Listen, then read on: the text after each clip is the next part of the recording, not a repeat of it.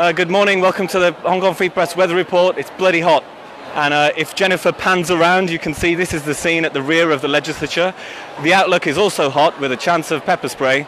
We're not sure what's going to happen today, but a student deadline, a number of student groups, went past yesterday at 5 p.m. They were demanding a response from the government in terms of Carrie Lam stepping down, the extradition law being scrapped, the recharacterization of last Wednesday's protest as a riot, and finally for the police to be held accountable for alleged cases of police brutality.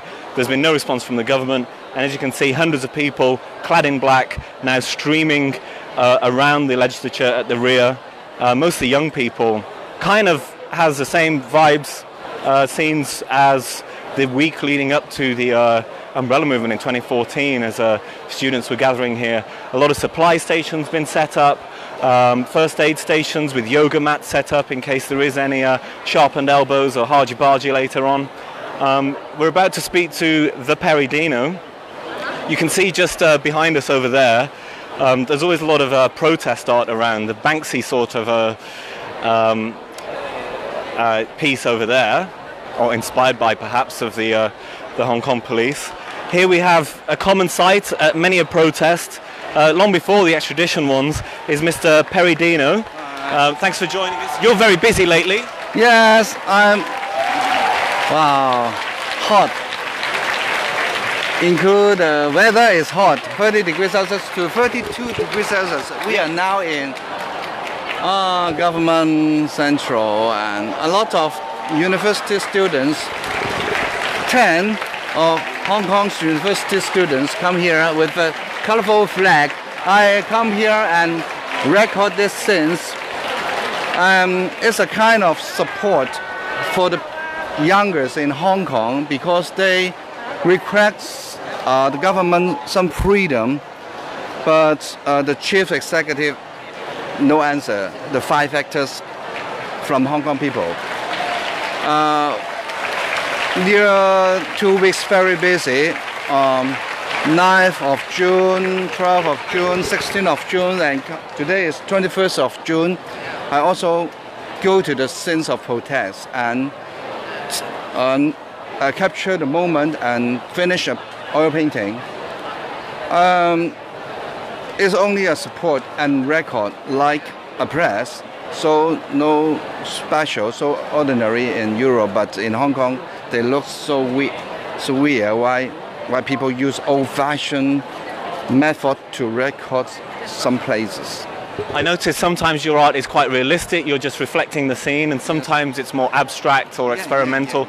Last week you were drawing the ghost of the protester who died. So what's your approach? The ghost is realistic. Someone passed away. It's real, it's fact. But I can call him come to our places. I just want to show the yellow wrinkle, some wording outside the wrinkle. He said before that, chief executive killing Hong Kong. A black police, some violence police against the law and something, a kind of protest but lost life. I have drawn over hundreds of paintings. When did you start? 2012, start from the Deutsche Gabbana in Canton Road, Tsim Sha Tsui. That was around the national education protests, 2012. Yeah. And then the candle vigil and everything's about the protest. If I have time, I will go to that place and draw.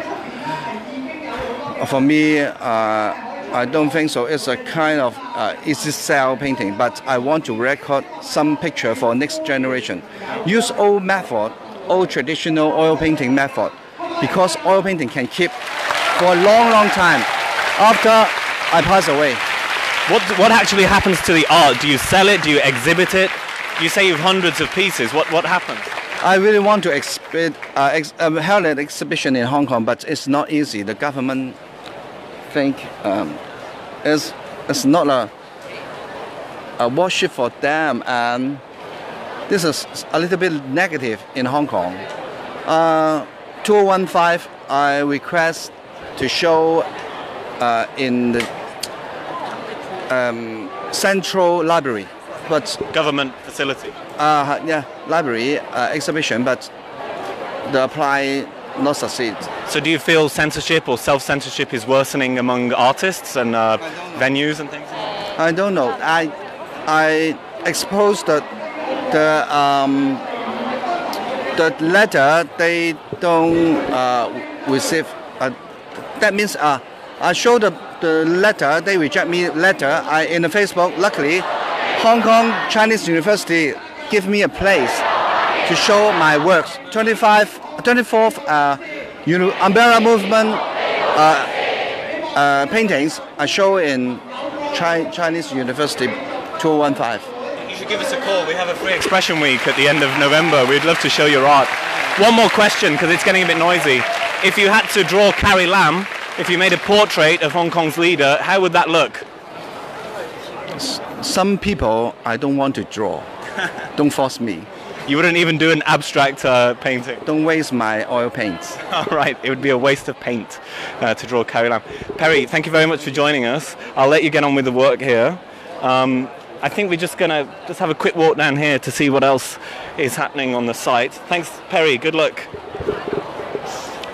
So it's very hot today. We haven't seen this weather for a while, so we're not sure how things may escalate today. But there seem to have been hints or implications on Telegram groups, of which there are tens of thousands of people, and some websites in Hong Kong where people are anonymously upvoting and downvoting ideas, that there could be escalated action. And it's unclear if this is code for perhaps hairier scenes that we might be seeing later. But you see a lot of umbrellas because of the heat.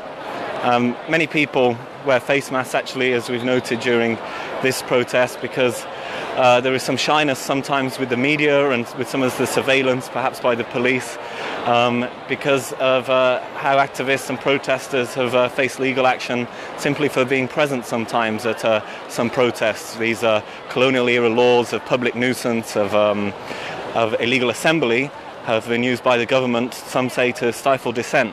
So this is the scene at the rear of the legislature now. Some student groups just arrived with their flags, hence some chanting. And just outside here, to the left and the right of the legislature, on the Tin Mei Avenue and over on the bridge, we can see some first aid tents, some supply stations set up, possibly because anything can happen. But it seems people are pretty prepared, have their supply stations all sorted for whatever could happen later in the day. You want to have a look around here? Okay.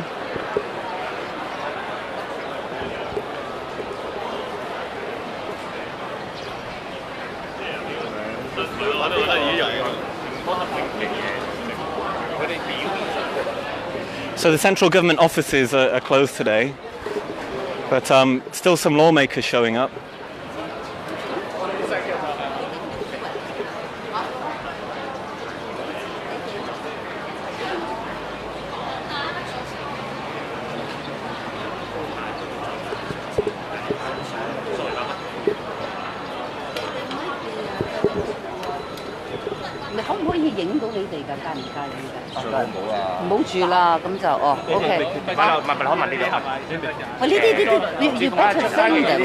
We've just come from there. I was going to ask you actually, what's the plan today? Oh, I hear that the university students might be joining Demonstration around 11:30 to sort of surround or at least a camp outside the police headquarters. Because I was asking them, where are you heading to? And they say they're not too sure, but then could be a discussion session first amongst themselves, and then they will decide later. But then I've heard the whole morning that there's not much going on here because the government headquarters has been shut down. It's self-induced paralysis on the part of the that's already a win for the protest here. There's a lot of people pouring in. Claudia Mo, convener of the pro-democracy camp, I know you're on the way somewhere, but are you concerned there may be clashes this morning or into the evening, because there's been hints of this online at least? Well, I hope not. I've talked to the government yesterday, urging them to try not to use police force, excessive force in particular, and most importantly, not to shoot, really, for God's sake, at our young.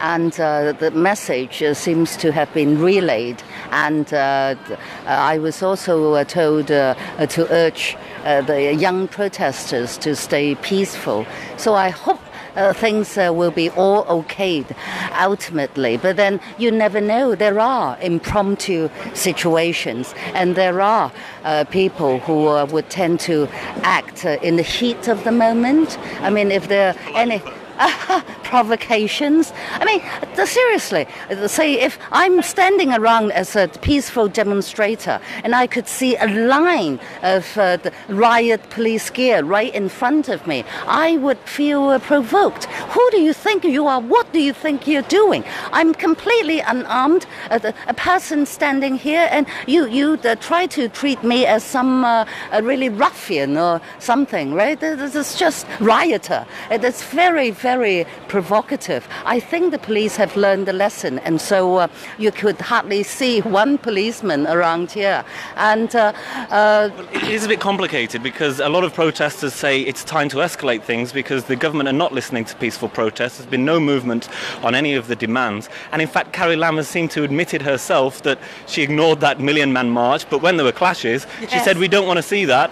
So yes. So perhaps, you know, this kind of escalated protest does work in some sense. What I mean, the Carrie Lam has issued the most wrong message, as you were saying just now.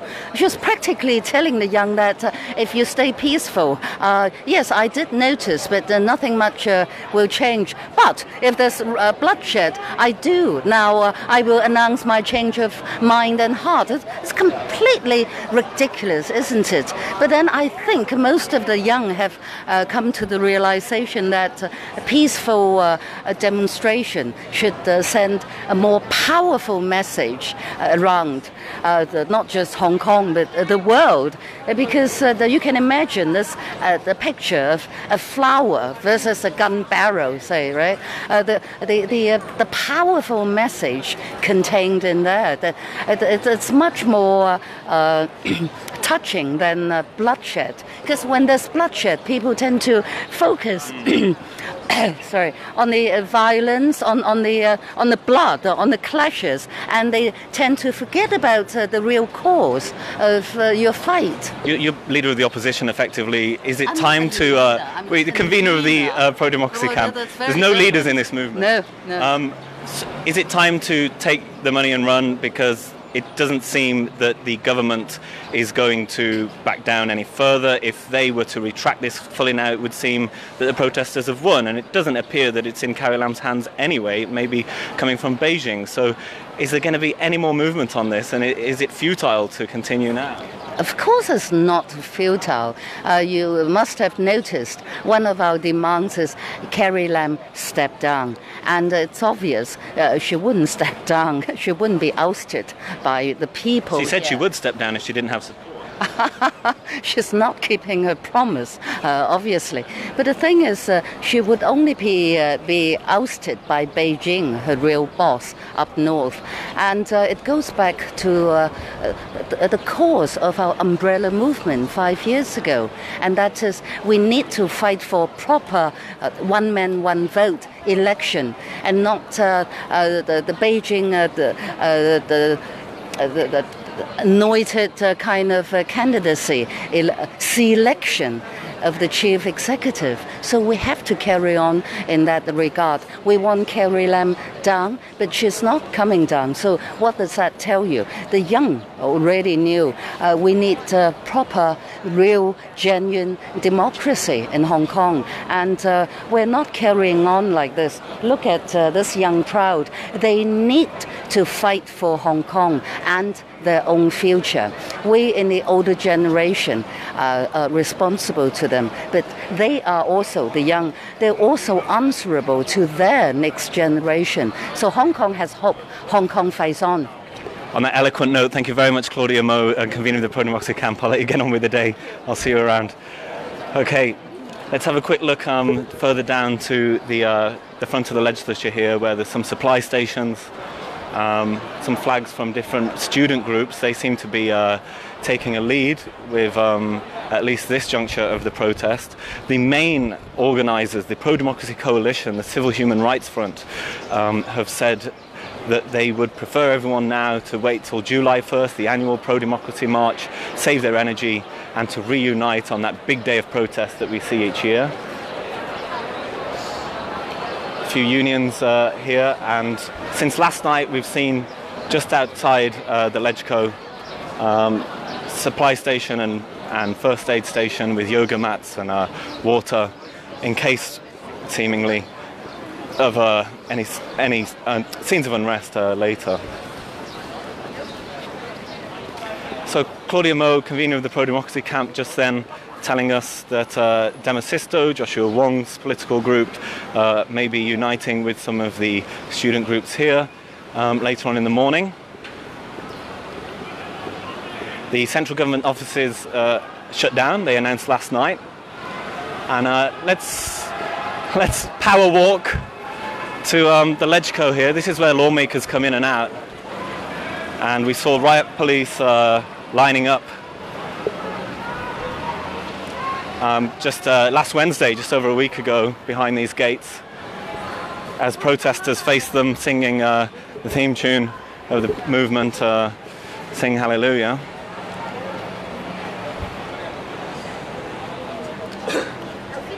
So this lady, and you'll forgive me, I forget her name, is another common sight at protests, waving the British flag, a red rag to a bull perhaps, to the authorities in Beijing. Now seemingly staging a one-person sit-in with a lot of press, and just in front of her a lot of protesters sat down in front of the legislature. Seems they're blocking the road in and out. We haven't heard that the LegCo is closed today, but this may affect meetings and proceedings. And the gate is closed at the moment. So before we wrap up, shall we have a quick look at the old Lenin Wall, as it was called during the Umbrella Movement? And there is still a shrine down there from to honour, as a tribute, the protester who died on Saturday. He fell from height at Pacific Place Mall after unfurling a banner, and that really fed into the turnout on Sunday, along with demands that the police are held responsible for alleged brutality. Policemen, stop shooting your citizens, withdraw insurrection declaration, Hong Kong will die because of demons, and a lot of pictures of the security chief, the police chief and the chief executive as we go around the perimeter of the legislature down Tim May Avenue, which is still open to traffic actually, but you can see students sitting on the divider there, just passing pictures of some of the scenes of unrest, and people were wielding photos of injured protesters, of police in action using baton, tear spray, tear gas and rubber bullets. So a lot of those placards on Saturday, and a lot of them here. No extradition to China. This, of course, was the protest banner that we saw the protester who died unfurl.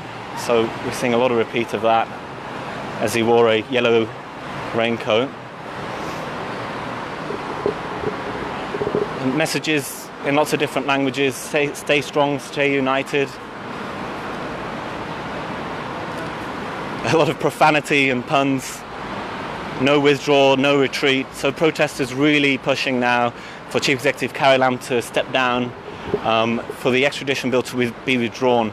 The government has made all indications it can that it is postponed until further notice. The legislative term ends next year. Chief Executive Carrie Lam's term ends in 2022.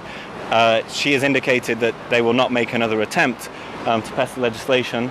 Here we can see white funeral flowers for the protester who died, and going all the way up this staircase we see a repeat of the pro-democracy Lenin Wall from the 2014 Umbrella Movement. with multilingual messages of support.